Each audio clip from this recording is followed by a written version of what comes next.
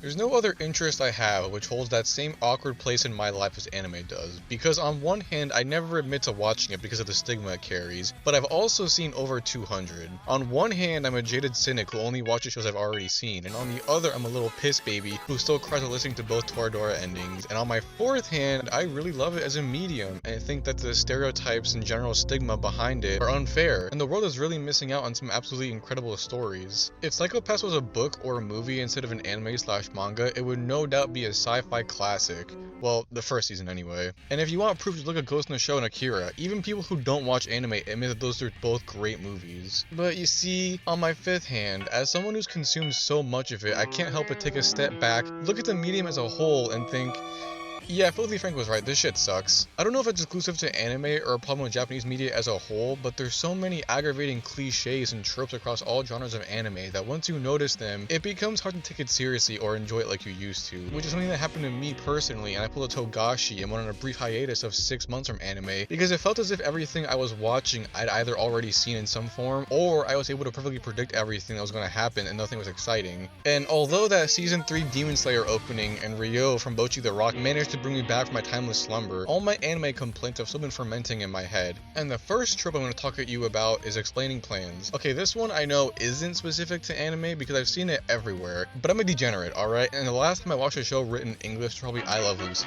So I've mostly seen this in anime. For some reason, writers can't think of a better way for their characters to learn about the situation that they're in than the main villain, who up until that point was operating out of secrecy and manipulating people, dropping everything he's doing and taking the time to pull up a PowerPoint presentation and telling the main characters every detail of his genius master plan that was supposed to be a secret. However, when this is really annoying is when this goes the other way around, and the main characters explain their plans to the villain for no fucking reason. You know, the whole, you'll never get away with this. As we speak, Kamabaka-san is disarming the bomb. And then the villain is like, what the I didn't even know that was happening. Thanks, man. There's this one scene in Water 7 in One Piece. I won't explain the specifics of everything for the people who haven't gotten that far yet, which, by the way, if you haven't, do it. Water 7 in Enies Lobby is literally peak anime. But basically, there's a group of people and they want a blueprint of something, and so they invade this guy's house to try and get it, but instead he comes up with a plan to give them a fake blueprint to trick them. After this guy gives them the fake version, he goes, haha, bitch boy, that's a fake version, get pranked, and ruins the whole fucking plan for no reason. These people are more than capable of killing him, and just when they were about to leave, he told them about the plan of his own free will and essentially ruined everything. And it would have been so much more suspenseful if they got the fake blueprints, and as they're finally walking away and you think everything is finally over, they realize that it's a fake and then they come back. That's a much more natural and intimidating way of them finding out, and instead of having a character flat out tell them for no reason.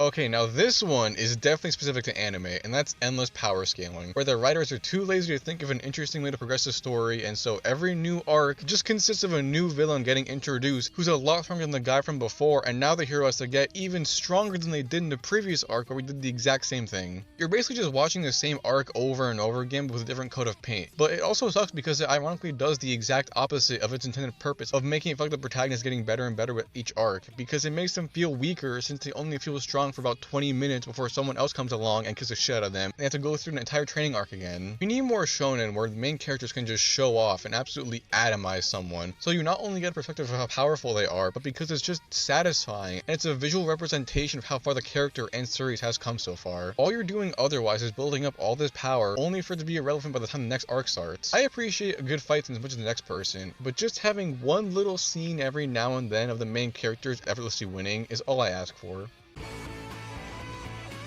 You know what I mean. The kind of villains who you aren't even intimidated by, but who legitimately just make you angry when you watch because of how infuriating they are. The kind that aren't at all threatening, and every time they come on screen again, all you can think is, oh god, not this fucking guy again. Every time this happens, the creator of the series is more than aware of how annoying they are, so they always have some annoying power that negates the main character's super strong ability, and so their fight scenes always go on for way too long. And rarely does it ever feel rewarding when they're defeated because of how much time they wasted. Except from Cheats from Hunter x Hunter. That's still one of the best death scenes I've ever seen. Just period. Not just in anime, but in anything ever made. Yeah, nice try. I'm not falling for that. See, I learned something from one of your buddies. Never take your eyes off.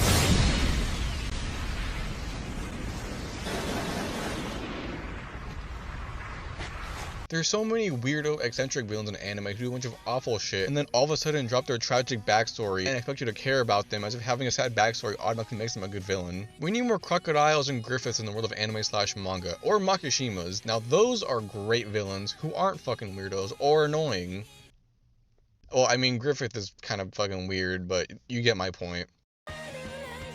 I've seen this in shows and movies pretty much ever since I was born, but it's still common enough in anime where there's literally different names for each flavor stereotype you get. I mentioned this in my One Piece video, but the one thing I really love about that series is that other than Sanji's horny ass, there's no romantic relationships or tension between any of the crew members. Nami and Robin don't develop a crush on Luffy or something over the course of the show. They all just live on the ship and help each other because they care about each other as friends. And that's great. I love that shit. A lot of animes always have the guy and girl fall in love by the end, and you know, that's cute and all, but after a while it becomes so predictable and it's used as a really cheap way to advance a relationship. I've had my fill of will they, won't they anime and just romance anime period, but I want more anime that allow the girls in them to just exist without shoehorning them into a relationship or a love triangle with a main character. It's almost like the guys and girls in anime don't exist as characters outside of their romantic tension with one another. And for how much, you know, romance there is in anime, there isn't really any realistic romance either, where characters have exes or, you know, bad pasts. Every anime, it's always like the one first love that's always amazing. It's never like, no, I've had like 8 shitty exes and that were all fucking crazy,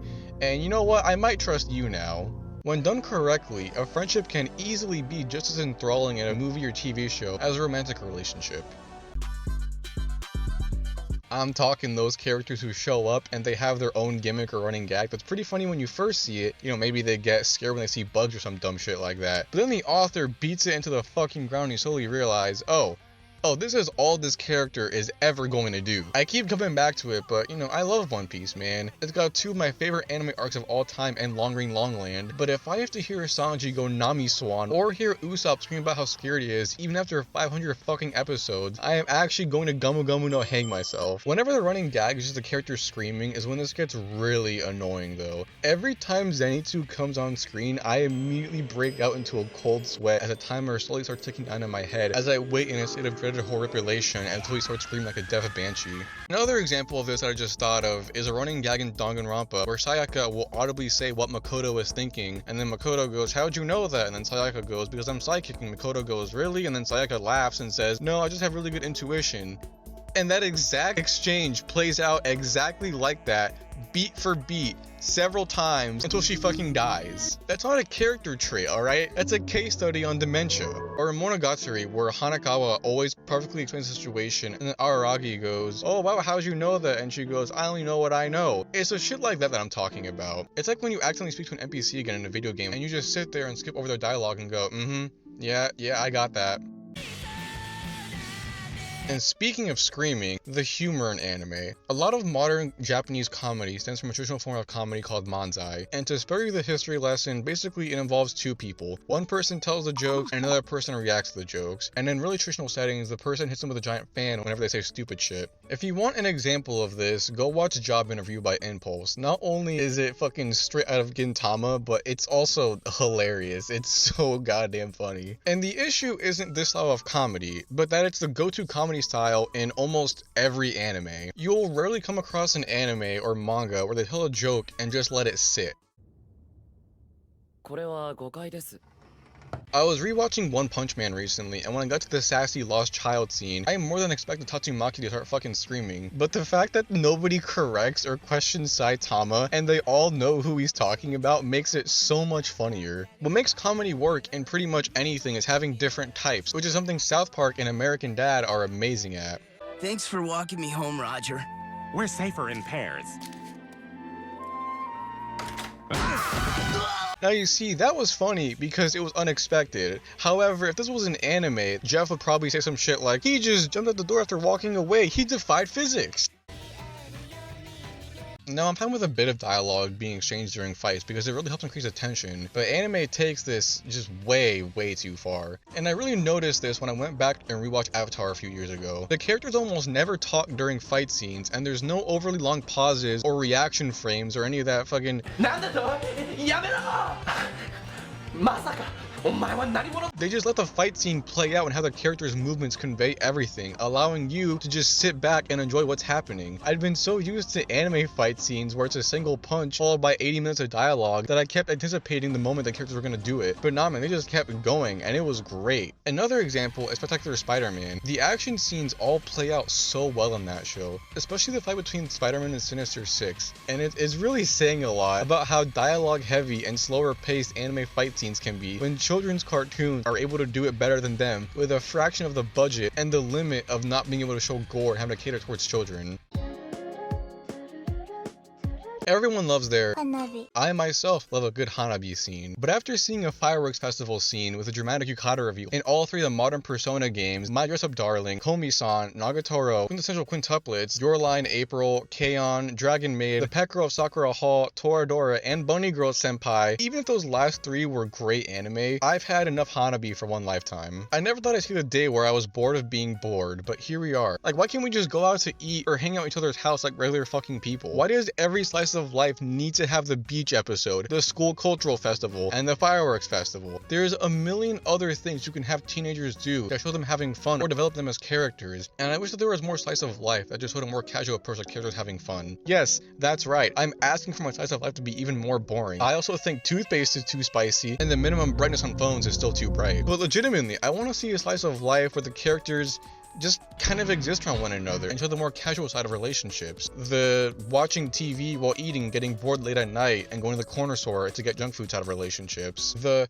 sitting together in a comfortable silence side of relationships. The shut up Anthony, I don't need to eat dinner, I had 3 spoonfuls of Nutella, alright, side of relationships. And I'm just gonna say what we're all thinking. If your school cultural festival isn't on the same level as or better than the ones in Hyoka or Love is War, then I don't want to talk. Get that weak shit out of here. If you absolutely must include a cultural festival in your anime, use those two as the golden standard. But with all that being said, I still love anime. Like those mid-tempo, mid-2000s J-rock songs playing over a wobbly shot of someone running or standing in the rain and reaching out towards nothing, or doing that dumbass training swing over the head with a sword will always hit me right in the Watashi Kokoro desu. There are few things comparable in this life to how I feel when that one part of that one song in Attack on Titan starts playing. I jump out of my chair and just start mindlessly fucking screaming with how excited it makes me. Sometimes I even punch a wall for good measure, and no matter how many times I see it, there's just something about an anime playing the opening during significant moments that always manages to hit a subterranean part of my emotions that I forgot I had. And on the opposite end of the spectrum, you already know you're gonna have PTSD from an anime song if you're watching a slice of life and it's got that fucking Wii Nu synthesizer in the opening. Something about how melodramatic anime is can sometimes make it seem unrealistic, but man, those moments when it hits, it fucking hits.